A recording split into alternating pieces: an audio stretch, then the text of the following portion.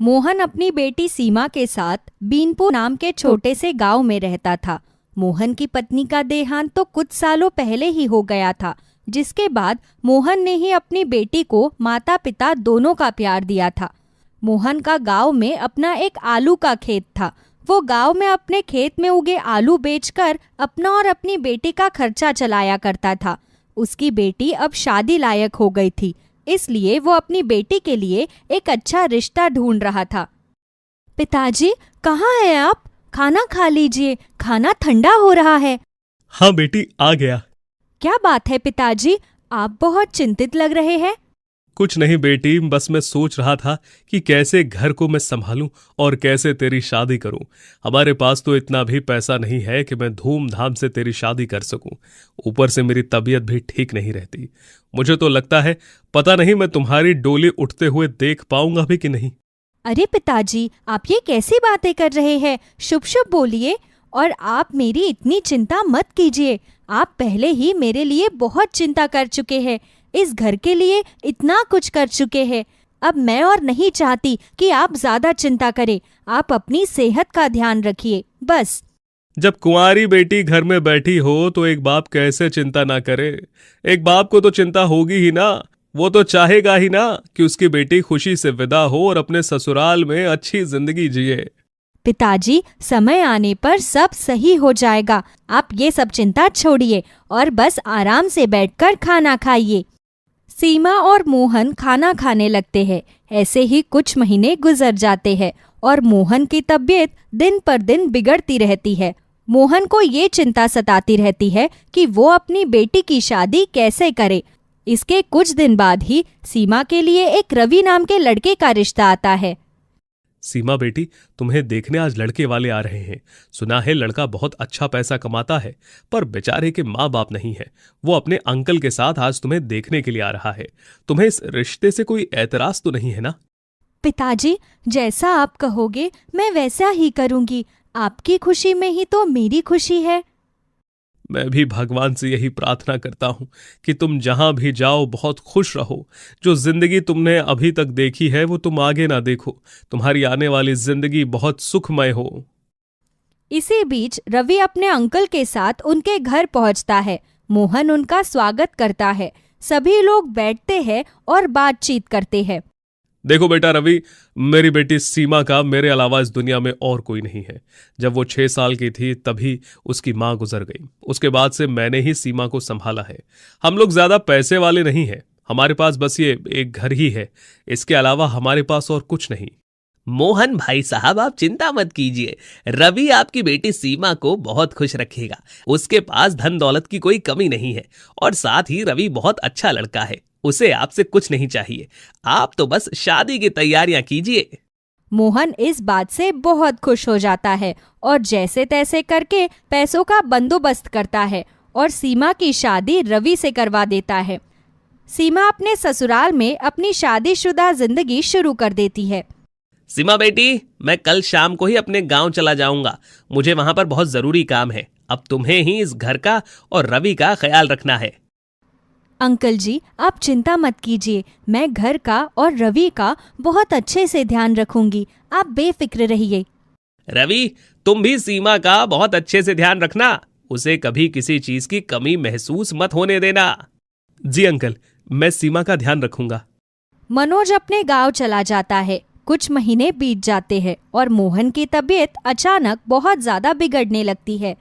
सुनिए, मेरे पिताजी की तबीयत बहुत खराब है। मुझे उनके पास ले चलिए। मुझे उनसे मिलना है।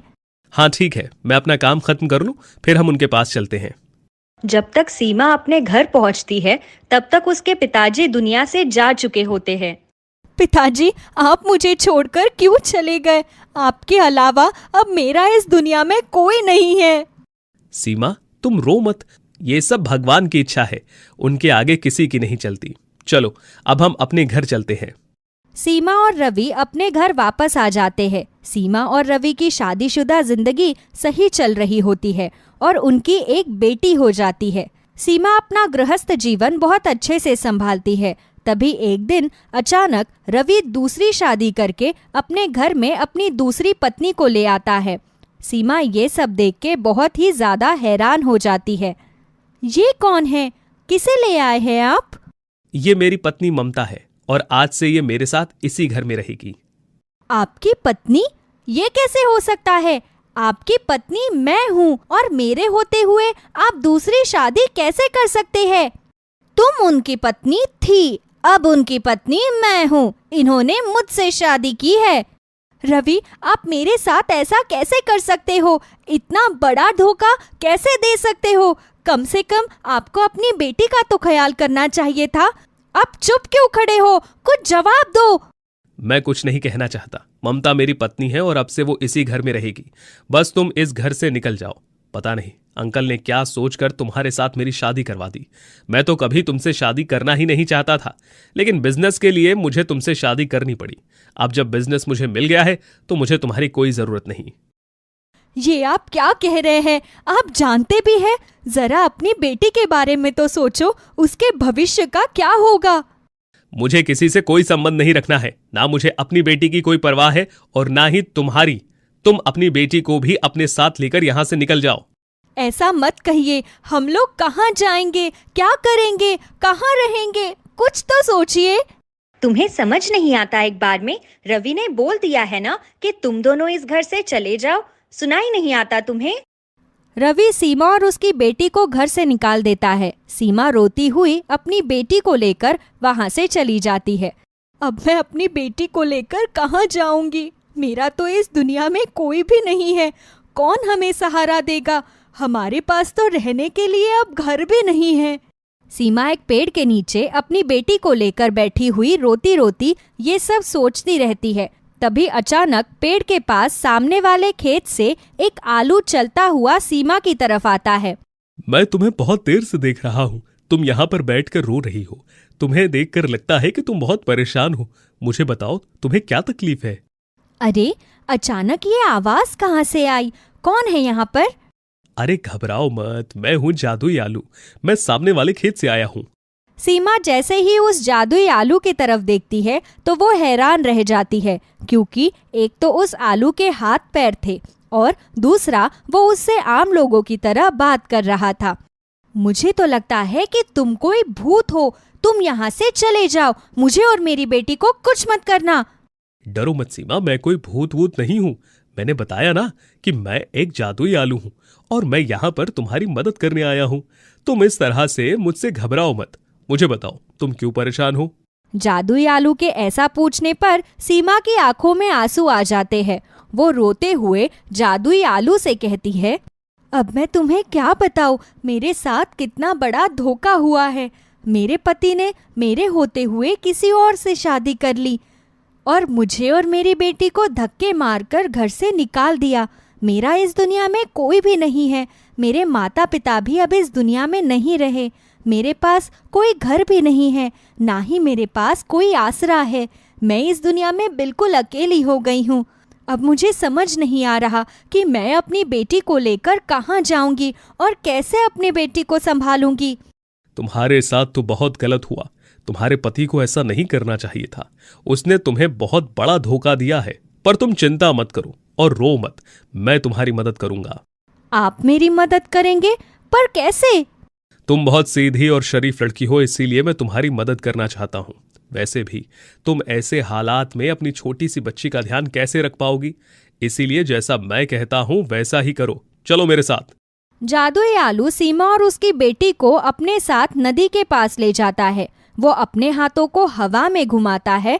तभी वहाँ पर एक सुनहरे रंग की तेज रोशनी फैल जाती है और वहाँ पर एक बहुत बड़ा आलीशान घर बनकर तैयार हो जाता है। इतना बड़ा घर?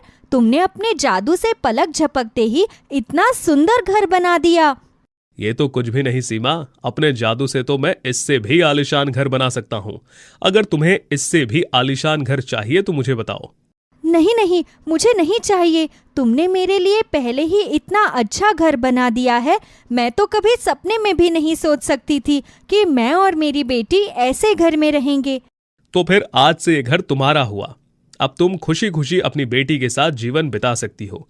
इस घर पर सिर्फ और सिर्फ तुम्हारा अधिकार है। तुम्हारा बहुत बहुत शुक्रिया। अगर तुम ना होते तो पता नहीं मेरा और मेरी बेटी का क्या होता।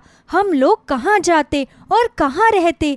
लेकिन इस आलीशान घर में रहने के लिए मुझे काम तो करना ही होगा। मुझे अपनी बेटी का पेट भी तो भरना है। तुम उस सब की चिंता बिल्कुल भी मत करो। इस घर के अंदर इतना अनाज है जो कभी खत्म नहीं होगा।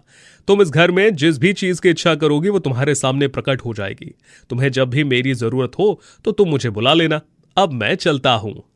इतना कहकर जादुई आलू वहां से गायब हो जाता है।